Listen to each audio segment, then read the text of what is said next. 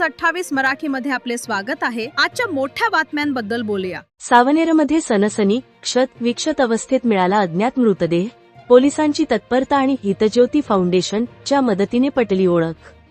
Saoner police ठाण्याच्या क्षेत्रात केळवदकडे जाणाऱ्या सर्व्हिस रोडच्या बाजूला एका व्यक्तीचा अत्यंत सडलेल्या अवस्थेत मृतदेह आढळून आल्याने परिसरात खळबळ उडाली आहे। नागरिकांनी 112 वर दिलेल्या माहितीवरून सावनेरच्या पोलीस निरीक्षक ऋतुजा जाधव यांनी पोलीस पथकासह तातडीने घटनास्थळी पोहोचून तपास सुरू केला। घटनेचे गांभीर्य पाहून फॉरेन्सिक पथकालाही पाचारण करण्यात आले होते।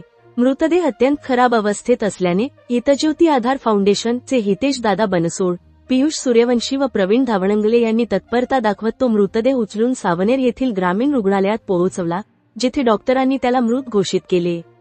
पोलीस निरीक्षक ऋतुजा जाधव यांच्या मार्गदर्शनाखाली पोलिसांनी आसपासच्या ठाण्यांमधील बेपत्ता व्यक्तींच्या नोंदी तपासल्या।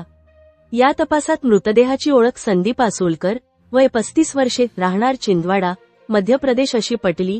ते काही दिवसांपासून घरून बेपत्ता होते।